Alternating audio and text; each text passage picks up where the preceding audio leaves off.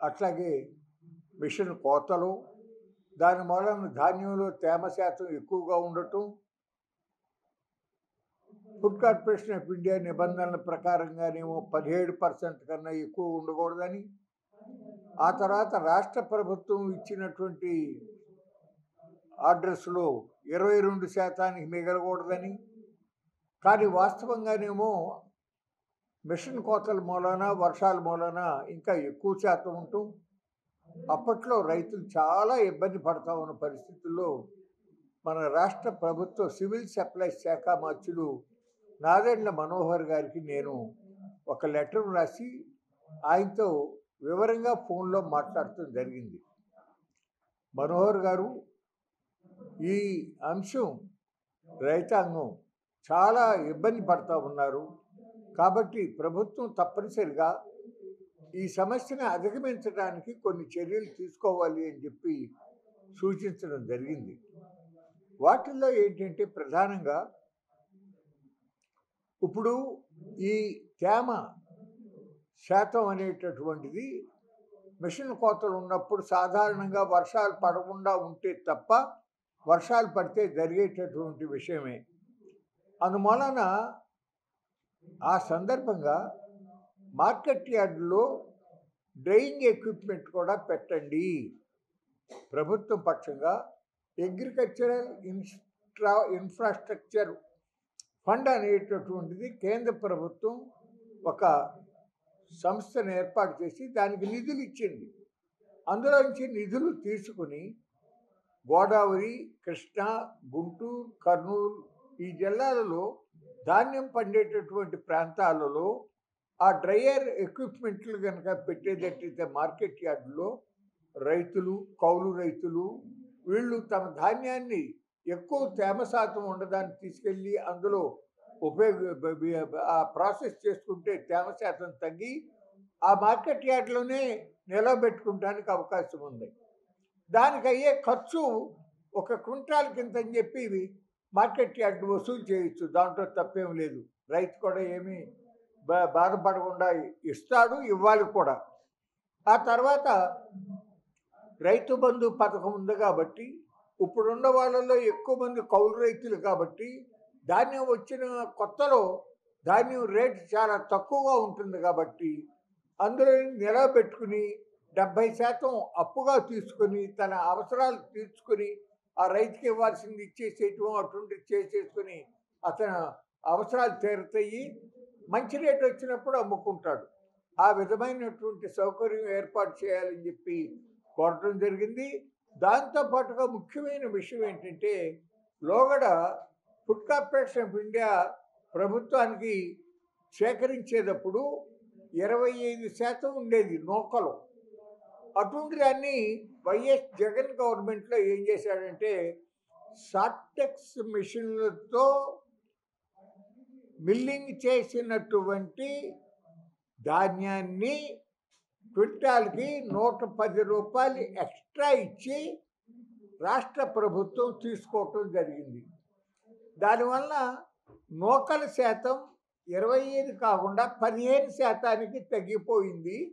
బియ్యం క్వాలిటీ పెరిగింది. అయినా ఇంకా అమ్ముకుంటూనే ఉన్నారు. చాలామంది పేదవాళ్ళు అమ్ముకోవటం 10 రూపాయలు 12 రూపాయలకో 35 రూపాయలకో 40 రూపాయలకో సన్న బియ్యం బజార్లో కొనుక్కోవడం జరుగుతూ ఉంది. ఇది అందరికీ తెలిసిన నగ్గని సత్యమే. దీనికి ఆపాలి అన్నప్పుడు ఏం చేయాలంటే ఆ షార్టెక్స్ మెషిన్తో ప్రాసెస్ చేసినటువంటి బియ్యాన్ని మళ్ళీ స్టీమ్ ప్రాసెస్ అంటారు. స్టీమ్ ప్రాసెస్ అది కూడా చేస్తే ఆ బియ్యం ఏ పేదవాడు కూడా అమ్ముకోవాల్సిన అవసరం రాదు. అతను బజార్లో ఏదైతే కొంటున్నాడో అటువంటి బియ్యమే ఇప్పుడు మనం ఇవ్వగలుగుతాము. దీనికి క్వింటాల్కి ఒక 200 రూపాయలు రైస్ మిల్లర్కి ఎక్స్ట్రా ఇస్తే రాష్ట్ర ప్రభుత్వానికి పీడిఎస్కి తీసుకునేటటువంటి 22 లక్షల టన్నుల బియ్యం మీద ఒక 198 కోట్ల రూపాయలు రాష్ట్ర ప్రభుత్వానికి భారం పడుతుంది. అయితే మొత్తం రాష్ట్రంలో ఉన్నటువంటి లక్షలాది మంది వినియోగదారులు పేదవాళ్ళు ఎవరైతే ఉన్నారో వాళ్ళకి మళ్ళీ బియ్యం కొనుక్కోవాల్సిన అవసరం లేకుండా ఈ బియ్యాన్నే వాడుకోవటం వలన దాదాపు 6,600 కోట్ల రూపాయలు వాళ్ళకి మేలు చేసినట్లు అవుతుంది నాదెండ్ల మనోహర్ గారు అని చెప్పి ఆయనతో మాట్లాడటం జరిగింది. ఆయన మంచి సూచన అండి. అయితే ఇప్పటికే ఖరీఫ్ సీజన్ దాదాపు అయిపోయింది, ఖరీఫ్ రబీ అప్పటికి ఆలోచించేద్దామండి అని అన్నాడు. కానీ మరి ఎందుకునో అది ఇంకా మొదలవల. నిన్న మొన్న పేపర్లో మళ్ళీ ఇట్లా ఆ పేదవాడికి ఇస్తా ఉన్నటువంటి బియ్యం పక్కదారి పడతాందని తెలిసిన తర్వాత నేను మళ్ళీ ప్రభుత్వానికి విజ్ఞప్తి చేస్తా ఉన్నా. ముఖ్యమంత్రి గారు కూడా ఈ విషయాన్ని నాదెండ్ల మనోహర్ గారితో చర్చించాలి. ఆ తర్వాత ప్రభుత్వం ఒక సమావేశం రైస్ మిల్లర్లతో, రైతు సంఘాలతో, వినియోగదారుల సంఘాలతో, అట్లాగే మన పీడిఎస్ ఇస్తూ ఉన్నటువంటి మన గ్రామాల్లో ఉండే వాళ్ళకి కూడా సంఘాలు ఉన్నాయి. అందరినీ కూర్చోబెట్టి దీన్ని చర్చించి చేసేటట్టయితే రైతుకు మేలు జరుగుతుంది, పేదవాడికి మేలు జరుగుతుంది, గవర్నమెంట్ కూడా మంచిది. ఆ విధంగా చెయ్యాలి అని చెప్పి నేను ముఖ్యమంత్రి గారికి, నాదెండ్ల మనోహర్ గారికి కూడా విజ్ఞప్తి చేస్తూ ఉన్నాను. రెండోది ఏంటంటే, ఎందుకో చాలా బాధాకరంగా ఉంది. రాష్ట్ర ప్రభుత్వం సామాన్య ప్రజల యొక్క సంక్షేమాన్ని కానీ వాళ్ళ యొక్క అవసరాలను కానీ నిర్లక్ష్యం చేస్తూ ఉన్న పరిస్థితి జరుగుతూ ఉంది. ఇవాళ దాదాపుగా పేద కుటుంబాలే కాదు, మధ్యతరగతి కుటుంబాలలో కూడా ఇవాళ ఆరోగ్య సేవల నిమిత్తం చాలా ಹೆಚ್ಚು మొత్తంలో ఖర్చు పెట్టవలసిన పరిస్థితులు ఏర్పడి రుణాల ఊబిలో జారిపోతున్నారు, దిగిపోతున్నారు చాలామంది. ఆ పరిస్థితులలో మన రాష్ట్రంలో ఆరోగ్య శాఖ మంత్రి సత్యకుమార్ యాదవ్ గారే చెప్పాడు, రాష్ట్రం మొత్తం మీద family health and family welfare దాంట్లో 1,00,000 ఉద్యోగాలు శాంక్షన్డ్ పోస్టులు ఉంటే 26,000 పోస్టులు ఖాళీగా ఉంటున్నాయి అని చెప్పాడు ఆయన. దానికి తోడు టీచింగ్ హాస్పిటల్స్లో 37% ఖాళీలు ఉన్నాయి. అట్లాగే డాక్టర్లు 21% ఖాళీలు ఉన్నాయి అని చెప్పి 26,000 ఖాళీలు ఉంటే ఇవాళ కేవలం 2,600 మందిని మాత్రం 2,600 మందిని తీసుకుంటున్నాము అని చెప్పాడు ఆయన. ఆ మేరకు సంతోషమే. కానీ రాబోయే రోజులలో కూడా ఆ భర్తీ చేయటం కొనసాగించి ప్రభుత్వ హాస్పిటల్స్లో మెరుగైనటువంటి వైద్య సేవలు ప్రజలకు అందేటటువంటి సౌకర్యం తప్పనిసరిగా రాష్ట్ర ప్రభుత్వం కల్పించాలి. ఆ యాంగిల్లో ఆలోచించినప్పుడు కిందటిసారి వైఎస్ జగన్ గవర్నమెంట్ ఉండగా అతను కేంద్ర ప్రభుత్వం దగ్గర ఒత్తిడి చేశాడో, మాట్లాడుకున్నాడో, ప్రాధాయపడ్డాడో, ఏదైనప్పటికీ కూడా ఒక 17 కొత్త మెడికల్ కాలేజీలు ఆంధ్రప్రదేశ్ రాష్ట్రానికి అతను శాంక్షన్ చేయించాడు. అది తప్పనిసరిగా ప్రజలందరూ కూడా హర్షించవలసినటువంటి విషయము. ఎందుకంటే మెడికల్ కాలేజీలు పెట్టినప్పుడు దాంట్లో సగానికి సగం సీట్లు పేద పిల్లలకి ఉచితంగా సీట్లు రావటమే కాకుండా డాక్టర్లు, హాస్పిటల్స్ కూడా ఉంటాయి కాబట్టి ఇంకా వైద్య సేవలు పేదవాళ్ళకి ఎక్కువగా లభించేటటువంటి అవకాశాలు ఏర్పడతాయి. అతను మొదలు పెట్టాడు. కొన్ని చోట్ల మొదలైనవి, ఒక 5 చోట్ల ఎన్నో మన కృష్ణా జిల్లాలో అయితే బందర్లో మొదలైంది, ఇంకా కొన్ని చోట్ల మొదలైనవి జరుగుతున్నాయి. ఇప్పుడు చంద్రబాబు నాయుడు గారి ప్రభుత్వం, కూటమి ప్రభుత్వం వాటన్నిటినీ కూడా ఇప్పుడు పీపీపీ పద్ధతిలో ప్రైవేటు వాళ్ళకి ఇవ్వాలని ఆలోచించేయటం ఇది ఎంత మాత్రము కూడా సరైనటువంటి విధానం కాదు. ఇదివరకు అతను 17కి శాంక్షన్ తెచ్చాడు. సుమారుగా ఒక 1500 కోట్లు ఖర్చు పెట్టి కొన్ని నిర్మాణాలు అయినాయి. ఒక 5 కాలేజీలు నడుస్తున్నాయి కూడా. నేను ఇంటర్నెట్లో చూసా. అది పైనేమో హెడ్డింగ్ ఏ హాస్పిటల్ ఏ కాలేజీ అనేది లేదు, కానీ దాంట్లో ఉన్నది చాలా వరకు నిర్మాణాలు పూర్తయి ఉన్నప్పటికీ కూడా దానిని కూడా ప్రైవేటైజ్ చేసి పీపీపీ విధానంలో ఇచ్చేయబోతా ఉన్న పరిస్థితి జరుగుతూ ఉంది. ఎందుకు ఈ విధంగా జరగాలని అంటున్నా. వైద్య ఆరోగ్య సేవలు పేదవాళ్ళకి అందించాల్సిన బాధ్యత ప్రభుత్వం మీద లేదా? రాజ్యాంగం ఒకసారి చదువుకోండి. ఎన్నో వేల కోట్లు ఖర్చు పెడతా ఉంటారు. అటువంటిది ప్రైవేట్ వాళ్ళకి అప్పచెప్పినప్పుడు మరి వాళ్ళ లాభాలు వాళ్ళు చూసుకుంటారు కదా. కాబట్టి ఖచ్చితంగా బిల్లులు ఎక్కువ వేస్తారు కదా. ఆ విధంగా పేదవాళ్ళ మీద భారం పడుతుంది కదా. ఎందుకు చేయాలి ఆ విధంగా? మీరు ఇంకా కొంత ఖర్చు పెట్టి ఆ నిర్మాణాలన్నీ పూర్తి చేసి మెరుగైన వైద్య సేవలు ప్రజలందరికీ అందించండి. ఆ పని ఎందుకు చేయరు అని నేను అడుగుతా ఉన్నా. డబ్బులు లేవంటారా? డబ్బులు కొరతగా ఉందంటారా? మరి చాలా ఆశ్చర్యం వేస్తుంది. నేను దాదాపుగా 1972 నుంచి రాజకీయాల్లో ఉన్నా.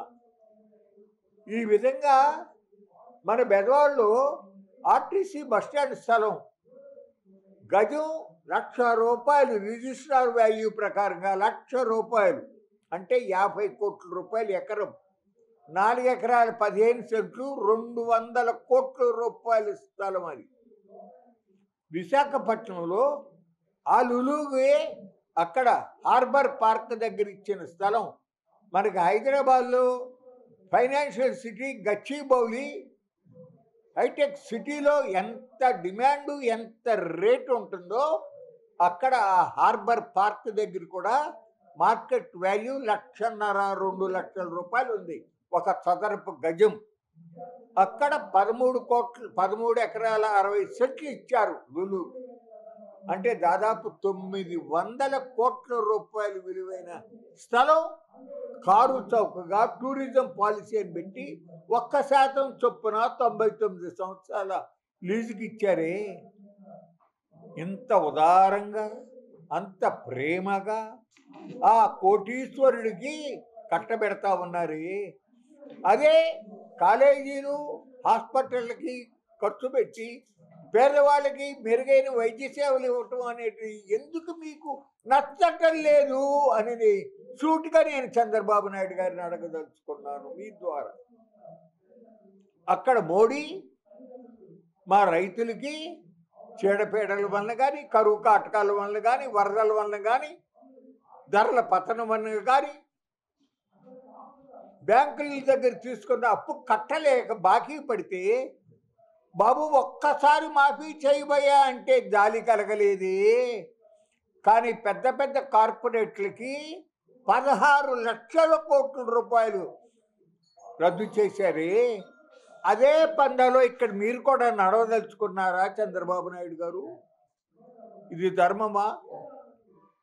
ఇది పద్ధత అని మేము అడుగుతా ఉన్నాం.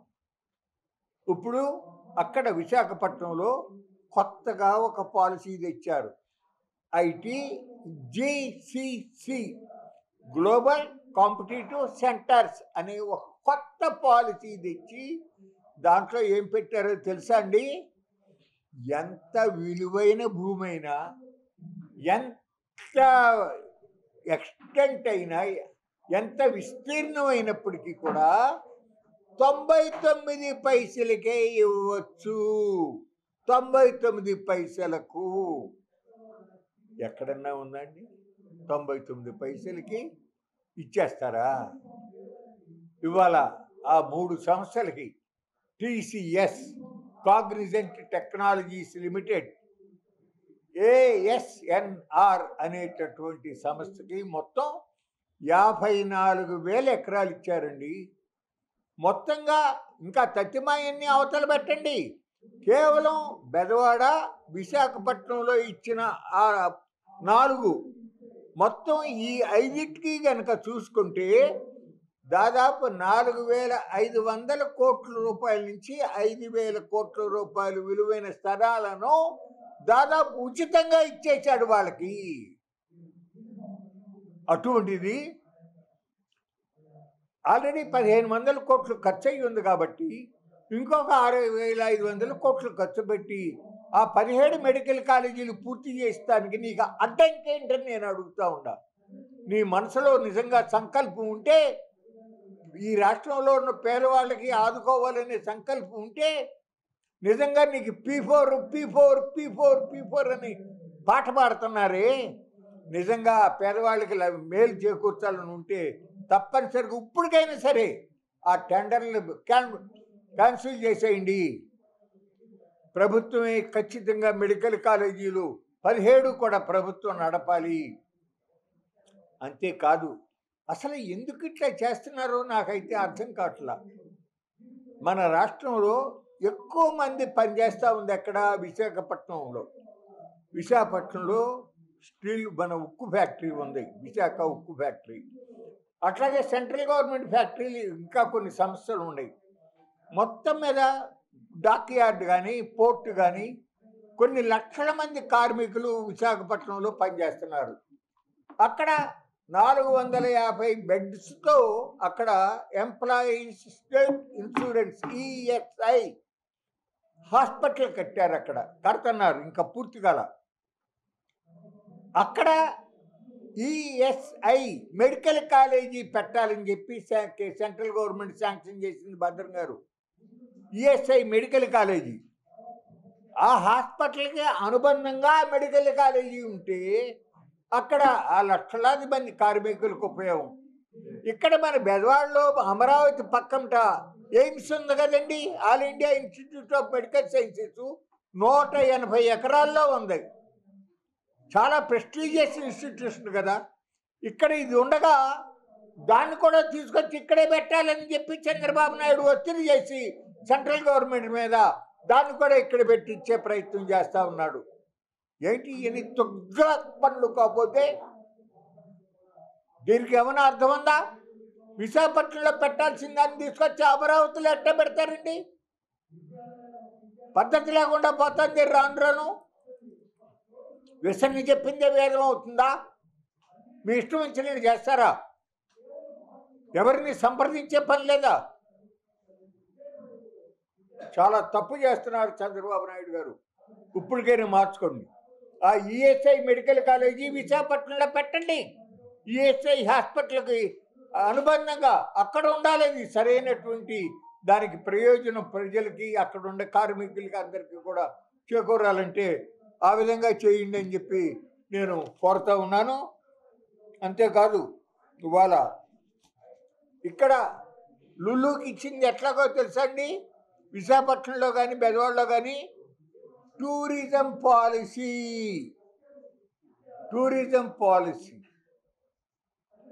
అంతకుముందు గవర్నమెంటు ల్యాండ్ అలాట్మెంట్ పాలసీ ప్రకారంగా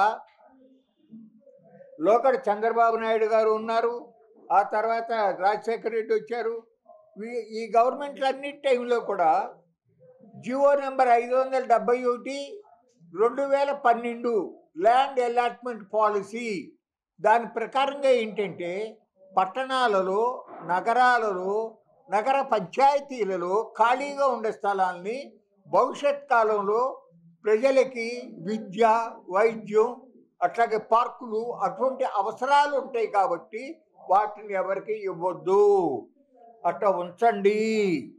ఒకవేళ అమ్మాలి అని అనుకుంటే ఏ కారణాల వలనైనా మార్కెట్ రేటుకు తగ్గకుండా అమ్మాలి. ఒకవేళ లీజుకి ఇవ్వాలి అనుకుంటే మార్కెట్ విలువలో సంవత్సరానికి 10% కాడికి 33 సంవత్సరాలకి లీజుకి ఇవ్వచ్చు అని ఉంటే, మన చంద్రబాబు నాయుడు గారు లుల్లు గారి మీద ప్రేమతో ఆ 10% అన్నదాన్ని 1%కి తగ్గించేశాడండి భద్రం గారు. 1%కి తగ్గించేశాడు. అంతటితో ఆగల. 33 సంవత్సరాలు కాదు, ఏకదమ్ 66 సంవత్సరాలు. ప్లస్ దాని తర్వాత ఇంకొక 33 సంవత్సరాలు, మొత్తం 99 సంవత్సరాలకి లీజుకి ఇచ్చేశాడు. అంటే శాశ్వతంగా వెళ్ళిపోయింది. ఎందుకంటే 99 సంవత్సరాలకి ఆయన ఉండడం, మేము ఉండం, మీరు ఉండరు, ఎవరు ఉండం, ఇందులో ఉండాలి మనం. శాశ్వతంగా లుల్లుకి వెళ్ళిపోతాను. ఈ విధంగా భూములు పందారం చేయటానికి నీకు అధికారం ఎక్కడుంది చంద్రబాబు నాయుడు గారు? నువ్వు ఎన్ని పాలసీలు పేర్లు పెట్టినా ఐటీజీసీసీ, అట్లాగే లిఫ్ట్ ల్యాండ్ ఇన్సెంటివ్ పాలసీ అదొకటి, ఈ 99 పైసలకి ఇచ్చేది. అట్లాగే టూరిజం పాలసీ. ఈ పాలసీలు ఎన్ని పెట్టినా ఈ దేశంలో లా ఆఫ్ ది ల్యాండ్ ఏమిటంటే అది ఎంసీ మెహతా వర్సెస్ కమల్నాథ్ అనే కేసులో సుప్రీంకోర్టు ఇచ్చినటువంటి తీర్పు. కమల్నాథ్ అంటే కేంద్రంలో మాజీ మంత్రి ఉండేవాడు. ఎంసీ మెహతా అనేటటువంటి పర్యావరణవేత్త వేసిన కోర్టు కేసులో అది వచ్చింది. ఏంటంటే భూమి, నీరు, వాయువు ఇవి ప్రకృతి ప్రసాదించిన సహజ వనరులు. ఈ సహజ వనరులు ప్రజలందరికీ ఉపయోగపడాలి తప్ప కొద్దిమంది ప్రైవేట్ వ్యక్తుల యొక్క ప్రయోజనాలకు ఉపయోగపడరాదు. ఎస్, ప్రభుత్వానికి అధికారం ఉంది. ఏ విధంగా? ట్రస్టీగా వ్యవహరించాలి, ఒక ధర్మకర్తగా వ్యవహరించాలి. రాజ్యాంగ సూత్రాల ప్రకారంగా ఆర్టికల్ 14కి భిన్నం లేకుండా జాగ్రత్తగా వ్యవహరించాలి. అవన్నీ గాలికి వదిలేసేసి ఇప్పుడు ఇష్టం వచ్చినట్టు చేసేస్తున్నారు. ఇవి చల్లదు, కోర్టు కొట్టేస్తాయి. నేనే మన బెజవాడ ఆర్టీసీ బస్టాండ్లో లుల్లుకి ఇచ్చిన దానిపైన హైకోర్టులో పబ్లిక్ ఇంట్రెస్ట్ లిటిగేషన్ బిల్లు వేశా. విశాఖపట్నంలో ఆ 4 సంస్థలకు ఇచ్చిన వాటి మీద కూడా తయారు చేయిస్తున్నాం. దాని మీద కూడా న్యాయ పోరాటం చేస్తాం. 100కి 100 పాళ్ళు కొట్టేసే వరకు కూడా వదిలిపెట్టము, న్యాయ పోరాటం చేస్తాం. అట్లాగే ఇతర ప్రతిపక్షాలు ఉన్నాయి, వామపక్షాలు ఉన్నాయి, వామపక్ష ప్రజా సంఘాలు ఉన్నాయి, అందరూ కార్మిక సంఘాలు ఉన్నాయి. అందరం కలిసి ఈ దుర్విధానానికి వ్యతిరేకంగా పోరాటం చేసి విజయం సాధించుతామని చెప్పి ఖచ్చితంగా నమ్మకం ఉంది. రెండోది ఏంటంటే అసలు ప్రభుత్వం ఇదివరకు ప్రతి మంత్రిత్వ శాఖలోనూ కూడా ఒక పిఆర్ఓ ఉండేవాడు. మీకు సంబంధించిన విషయం సుమా, ప్రతి మంత్రి దగ్గర ఒక పిఆర్ఓ ఉండేవాడు. అతని పని ఏంటంటే రోజు పేపర్లు చూసి వాటిల్లో ఆ మంత్రిత్వ శాఖకు సంబంధించి ఏదన్నా వార్త ఉందా, నెగిటివ్ వార్త ఉంటే దాన్ని మార్క్ చేసి ఆ మంత్రి గారికి చూపించడం, సెక్రటరీ గారికి చూపించాలి. అవి చదువుకుని వాళ్ళ పొరపాటు ఏదైనా జరుగుతుంది అనుకుంటే సరిదెయ్యాలి. అది ఇవాళ అసలు ఆ ప్రాసెస్ జరుగుతూ ఉన్నట్టుగా నాకు భావించట్లా. నేను తెలుగుదేశం పార్టీ శ్రేయస్సు కోరే పార్టీ పత్రిక, చంద్రబాబు నాయుడు గారిని చాలా అభిమానించే పత్రిక ఆంధ్రజ్యోతి. ఆ జ్యోతిలో కూడా కొన్ని జరుగుతూ ఉన్న తప్పుడు నిర్ణయాల్ని, తప్పుడు అవినీతి అక్రమ పద్ధతుల్ని రాస్తా ఉన్నప్పటికీ కూడా దానిపైన అసలు యాక్షన్ ఉంటుందా అంటే వెనకటి రోజుల్లో ఉన్న పద్ధతి పోయింది. వాళ్ళు ఎవడేమి రాసుకుంటే మనకేట్లే, మన ఇష్టం వచ్చినట్టు మనం చేద్దామనేటటువంటి ధోరణి ఈనాడు నడుస్తూ ఉంది అని అనిపిస్తూ ఉంది. ఇవాళ ప్రభుత్వాలు మారినాయి. ఎస్, ఆ కుర్చీల్లో కూర్చున్న వాళ్ళు మంత్రులు మారారు, కొన్ని చోట్ల అధికారులు మారారు. కానీ అదే ఇసుక దందా, మట్టి దందా, అట్టాగే లిక్కర్ వ్యవహారాలు అన్నీ జరుగుతూనే ఉన్నాయి. మీరు ఎప్పుడన్నా నందిగామ కంచి చర్లేపుకి వెళ్తే చూడండి ఒకసారి. కేసర టోల్ గేట్కి యువతల లోగడ వైకాపా గవర్నమెంట్ ఉండగా కూడా అక్కడ ఒక ఇసుక గొట్ట ఉండేది, పెద్ద గొట్ట. ఇప్పుడు లోగడ ఉండడానికి డబల్ గొట్ట ఉంది, డబల్ గొట్ట. అట్లాగే మన ఇబ్రహీంపట్నం థర్మల్ స్టేషన్ దాని బూడిద చెరువులోంచి బూడిద పెద్ద వ్యాపారం అయిపోయింది. ఈ విధమైనటువంటి తప్పుడు వ్యవహారాలు, అవినీతి పద్ధతులు వాళ్ళు కూడా కొనసాగుతూ ఉన్నాయి. దయచేసి మార్చుకోండి, ఈ విషయాలు పట్టించుకోండి. వారు చంద్రబాబు నాయుడు గారు నిన్న అంటాడు, అన్ని ప్రాజెక్టులు పూర్తి చేసేస్తాం, వంశధార దగ్గర వరదలు వస్తే సోమశిలకు తీసుకెళ్తారంటున్నాడు కిరణ్. వంశధార నాగావళి లింక్ పూర్తి అవ్వలేవు ఇప్పటికి 10 ఏళ్ళ నుంచి. అంతకుముందు ఈయన గవర్నమెంట్లోనే గోదావరి సోమశిల అన్నాడు, వైకుంఠపురం దగ్గర బ్యారేజీ కట్టాలన్నాడు. కట్టారా? ఇవాళ అంటున్నాడు గోదావరిలో కానీ కృష్ణలో కానీ 5400 టీఎంసీల నీళ్లు ఈ సంవత్సరం కృష్ణలో కానీ గోదావరిలో కానీ సముద్రంలోకి వెళ్ళిపోయినాయి అని చెప్తా ఉన్నారు. ఏం చేశారు? ఇది వదిలిపెట్టేసి మళ్ళీ గోదావరి బండకచర్ల 80,900 కోట్లతో ప్రాజెక్టు గురించి ఆలోచన చేస్తున్నావే ఏంటి? అసలు ఎటు పోతా ఉంది? అక్కడ 125 సంవత్సరాల క్రితం జగ్గైపేట దగ్గర మునేరు మీద పోలంపల్లి దగ్గర ఆ రోజుల్లో ఒక చిన్న ఆనకట్టు కడితే దానికందు వాళ్ళ 40,000 ఎకరాల పైన సాగుంటే అది పాడై దెబ్బతిని 125 ఏళ్ళు అయిపోయి కట్టలు దెబ్బతింటే ఆ రిపేర్లకి 19 కోట్ల రూపాయలు డిపార్ట్మెంట్ ప్రపోజల్ చేసి ఫైనాన్స్ డిపార్ట్మెంట్కి ఆ 19 కోట్లు ఇవ్వండి బాబు, అది పనిచేస్తామంటే వాటి కాగితం వెళ్ళదే. ఏంటి ఈ పద్ధతులు ఏంటి అంటే డిపార్ట్మెంట్ చూస్తున్నారా? నో, ఎవరో ఆ ఆఫీస్ నుంచి కాగితం వెళితేనే ఫైనాన్స్ డిపార్ట్మెంట్కి శాంక్షన్ అవుతుంది అనేది వాళ్ళు అర్థమవుతా ఉంది. ఆ వెళ్ళాల్సిన ఆఫీసు, ఆ పంపించే ఆఫీసు వాళ్ళకి అసలు అంటే తాతలినటువంటి పరిస్థితులలో ఇవాళ కథ నడుస్తూ ఉంటే ఈ రాష్ట్రం ఎక్కడికి వెళ్తుంది, ఏమైపోతుంది అనేటటువంటిది ప్రజలు బాధపడతా ఉన్నటువంటి పరిస్థితి జరుగుతోంది. ఇది మార్చుకోవాలి అని చెప్పి నేను ఈ సందర్భంగా మనవి చేస్తా. అట్లాగే కిందటిసారి గవర్నమెంట్లో చంద్రబాబు గారు ఉండగా నీరు చెట్టు అని ఒక కార్యక్రమం అమలు చేశారు.